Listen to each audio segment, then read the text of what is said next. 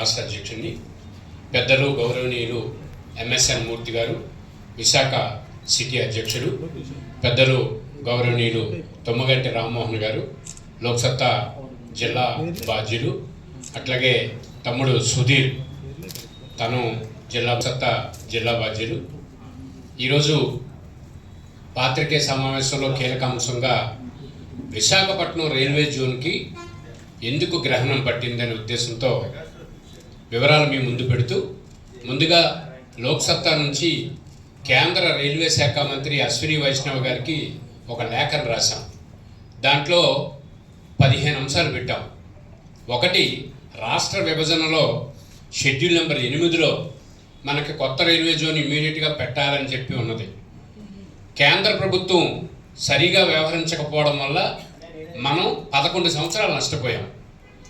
2019, 2020, 21, 22, 23, 24, 25 నుంచి ఈ తతంగం అంతా నడిచింది. చివరికి 2025 జనవరి 8వ తారీఖున గౌరవ ప్రధానమంత్రి నరేంద్ర మోడీ గారు విశాఖపట్నం సౌత్ కోస్ట్ జోన్ను ప్రారంభించారు. రేపు 8వ తారీఖు వస్తే 10 నెలలు పూర్తవుతుంది.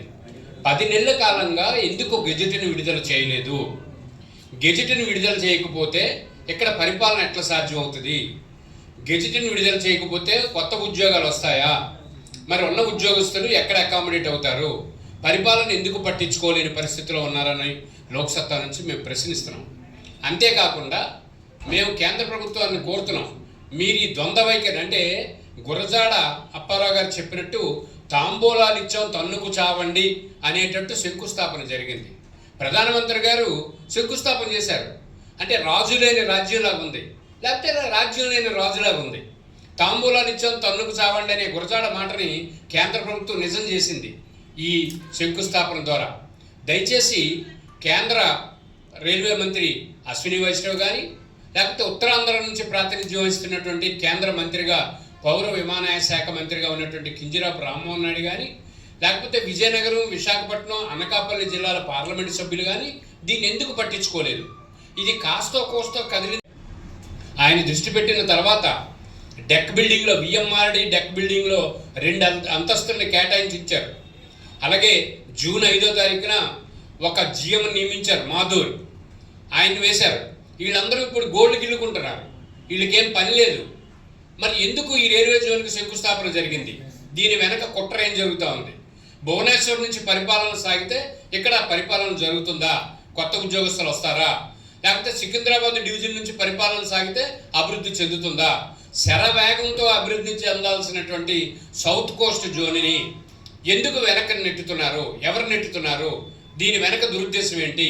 దయచేసి ఒకటి, కేంద్ర మంత్రులు మాట్లాడాలి.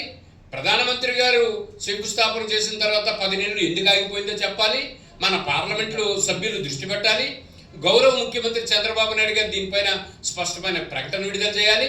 అట్లాగే మరి పవన్ కళ్యాణ్ గారు కూడా విశాఖపట్నం రైల్వే జోన్ ఎందుకు ఆగిపోయిందో ఒకసారి కనుక్కునే ప్రయత్నం చేయాలి. ఇది చేయకపోతే వచ్చే సంవత్సరం వరకు తాత్సారం చేస్తే, అంటే మనకు ఆ రోజు ఏం చెప్పారు? జనవరి 8వ తారీఖుని శంకుస్థాపన చేసిన తర్వాత మార్చి అన్నారు, తర్వాత ఉగాది అన్నారు, తర్వాత విజయదశమి అన్నారు, తర్వాత ఆగస్టు 15 అన్నారు, తర్వాత ఏమన్నారు? దీపావళి అన్నారు. మరి ఇప్పుడు ఎక్కడికి వచ్చాం? మరి రేపు కనీసం నవంబర్ డిసెంబర్లోనే సరే జీవో ఇస్తారా? గెజెట్ ఇస్తారా? ఎవరా? ఇవ్వకపోతే పరిపాలన ఎట్లా సాధ్యం అవుద్ది? ఈ జోన్కి ఎలా శంకుస్థాపన ఎందుకు చేశారు?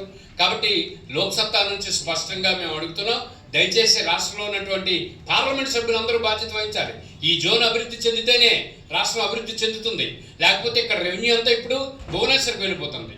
అక్కడ ఒరిస్సాలో ఉన్నటువంటి నేతలంతా కలిపి కేంద్రంలో ఒత్తిడి తీసుకొచ్చి దీన్ని మరొకసారి నేను చెప్తున్నాను, గురజాడ వెంకటప్పారావు గారు చెప్పినట్టు తాంబూలాలు ఇచ్చావు తన్నుకు చావండి అనే స్థితిలో వదిలేశారు.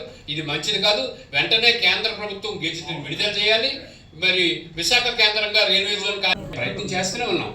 అయితే ఇక్కడ ఈరోజు ఏం చేశారంటే, ఇలా కాదు, రేపు 14వ తారీఖున రాష్ట్ర ముఖ్యమంత్రి గారు వస్తున్నారు, ఈలోపు కనీసం ఆయన బాధ్యత తీసుకోవాలి కాబట్టి మీ ముందుకి